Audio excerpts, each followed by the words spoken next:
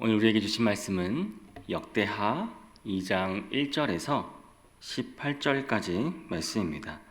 솔로몬이 여호와의 이름을 위하여 성전을 건축하고 자기 왕위를 위하여 궁궐 건축하기를 결심하니라. 솔로몬이 이에 짐꾼 7만 명과 산에서 돌을 떠낼 자 8만 명과 이를 감독할 자 3,600명을 뽑고 솔로몬이 사절을 두로왕 후람에게 보내어 이르되 당신이 전에 내 아버지 다윗에게 백항목을 보내어 그가 거주하실 궁궐을 건축하게 한 것 같이 내게도 그리하소서. 이제 내가 나의 하나님 여호와의 이름을 위하여 성전을 건축하여 구별하여 드리고 주 앞에서 향 재료를 사르며 항상 떡을 차려 놓으며 안식일과 초하루와 우리 하나님 여호와의 절기에 아침 저녁으로 번제를 드리려 하오니 이는 이스라엘의 영원한 규례니이라.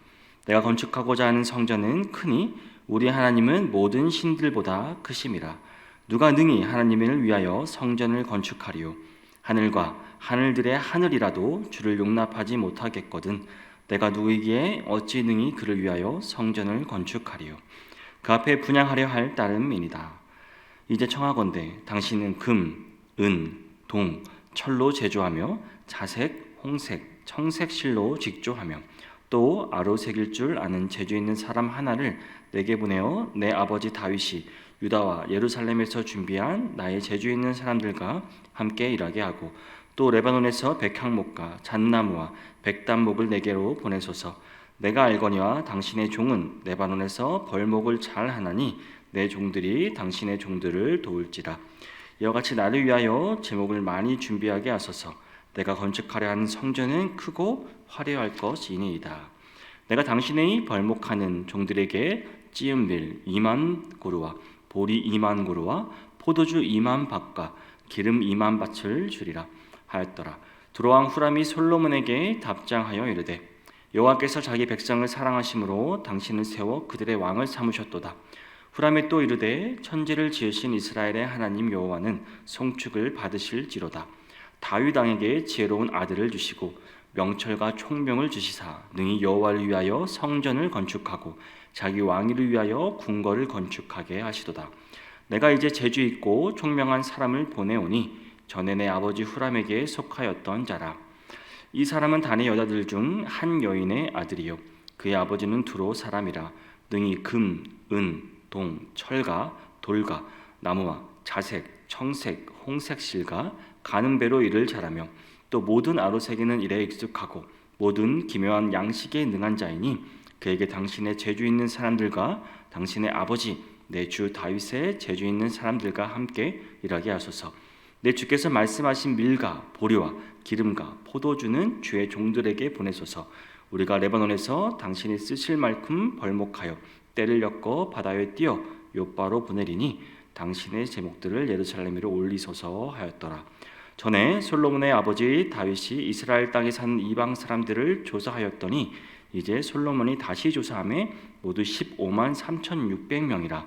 그 중에서 7만 명은 짐꾼이 되게 하셨고 8만 명은 산에서 벌목하게 하였고 3,600명은 감독으로 삼아 백성들에게 일을 시키게 하였더라. 아멘. 오늘부터 나눌 말씀은 솔로몬의 성전 건축 이야기입니다.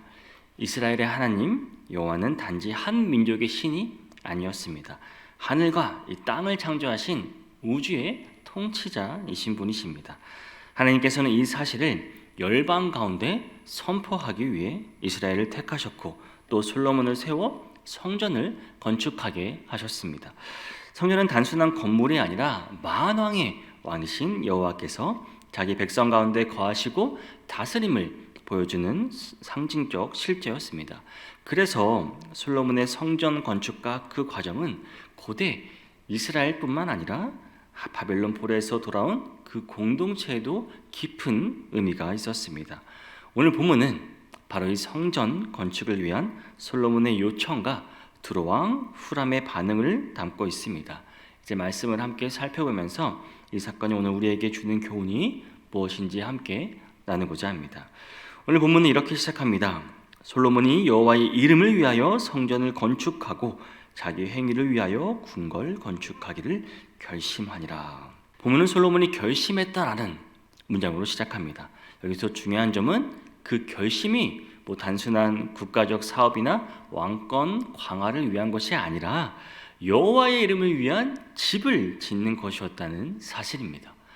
하나님이 주신 부와 하나님이 주신 그 지혜 그리고 견고한 왕권은 결국 성전 건축이라는 사명으로 모아지고 있습니다.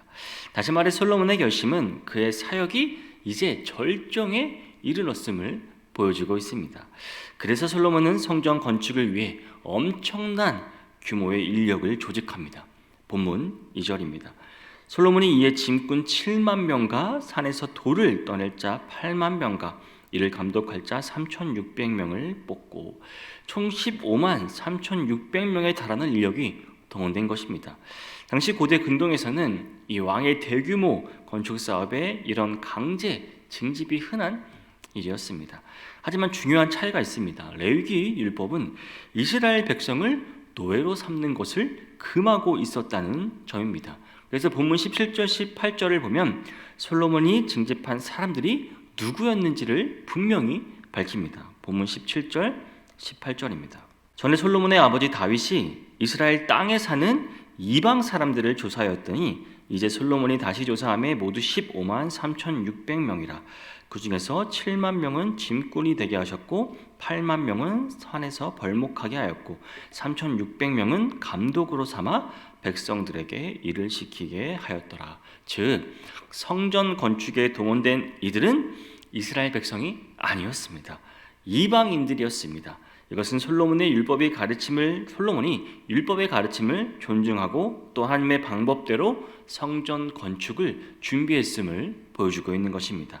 본문 3절에서 10절은 이제 솔로몬이 두로왕 후람에게 보낸 서신입니다. 이 편지는 매우 전략적이고 지혜롭게 쓰였습니다. 또 솔로몬이 지혜의 솔로몬 아닙니까? 먼저 솔로몬이 이렇게 말합니다. 본문 3절에서 솔로몬이 사절을 두로왕 후람에게 보내어 이르되 당신이 전에 내 아버지 다윗에게 백항목을 보내어 그가 거주하실 궁궐을 건축하게 한 것 같이 내게도 그리하소서.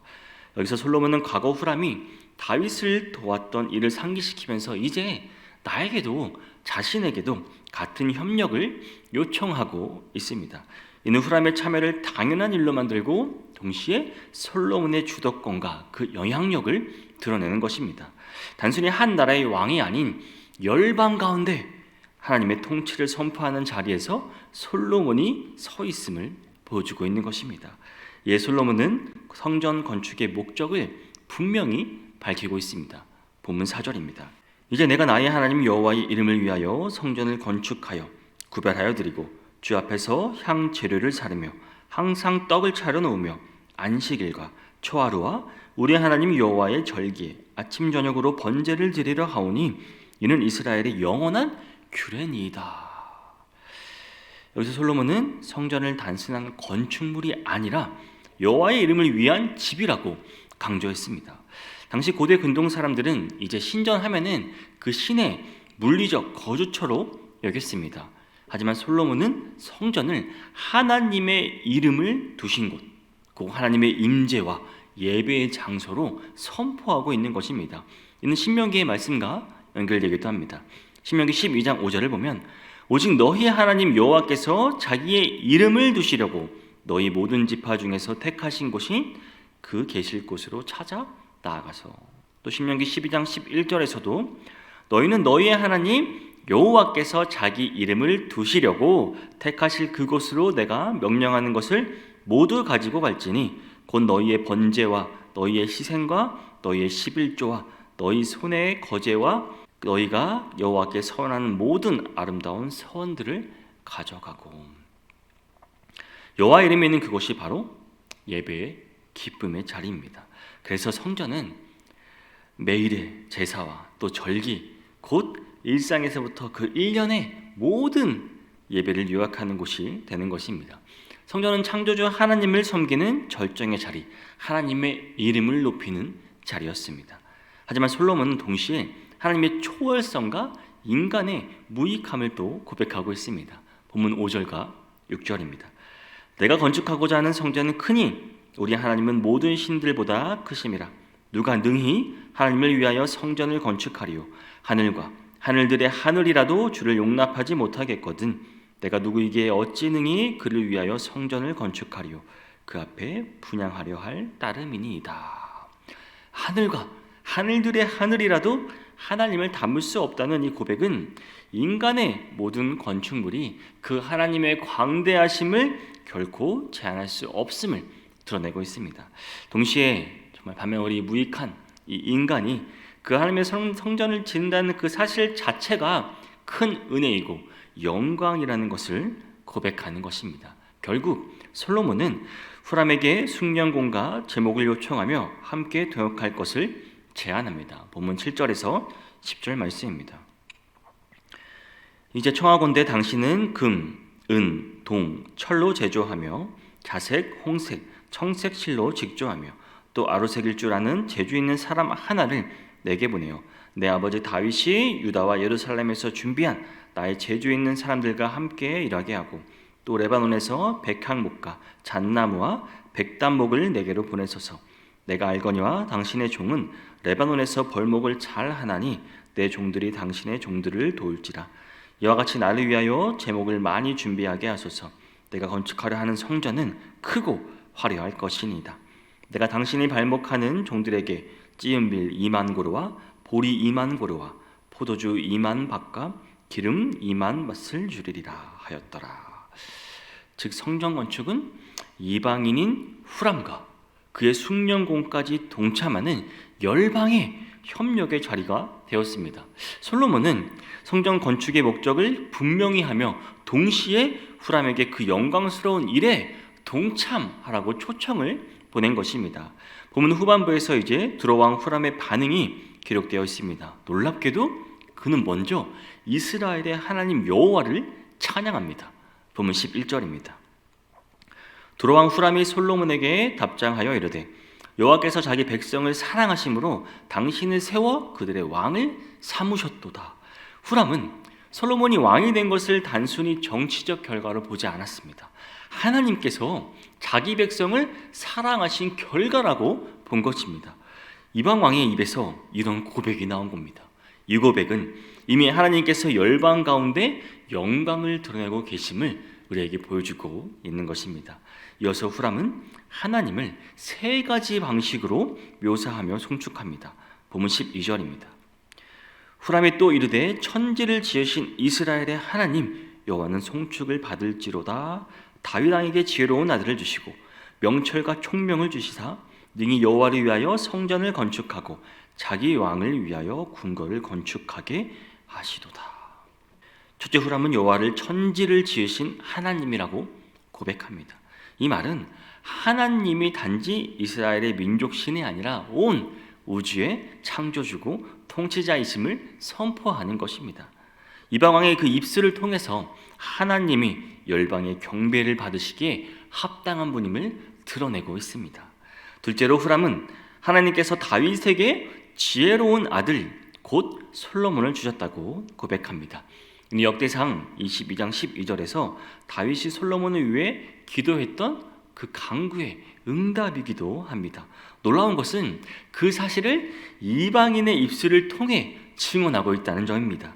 하나님께서 하신 일이 만민 앞에 드러나고 있는 것입니다. 셋째로 후람은 하나님께서 솔로몬으로 하여금 성전을 건축하게 하셨다고 말합니다. 이는 성전 건축의 진정한 주체가 사람이 아니라 하나님이심을 보여주고 있습니다. 솔로몬이 누가 능히 하나님을 위해 성전을 건축하려 라고 질문했을 때 그 답은 명확합니다. 바로 하나님께서 친히 성전을 세우신다는 것입니다.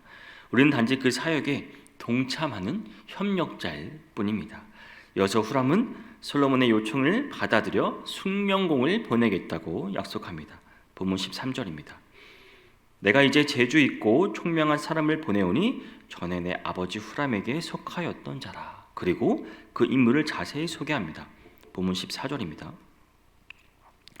이 사람은 단지 여자들 중 한 여인의 아들이요 그의 아버지는 두로 사람이라 능히 금, 은, 동, 철과 돌과 나무와 자색, 청색, 홍색실과 가는 배로 일을 잘하며 또 모든 아로 새기는 일에 익숙하고 모든 기묘한 양식에 능한 자이니 그에게 당신의 제주에 있는 사람들과 당신의 아버지 내 주 다윗의 제주에 있는 사람들과 함께 일하게 하소서.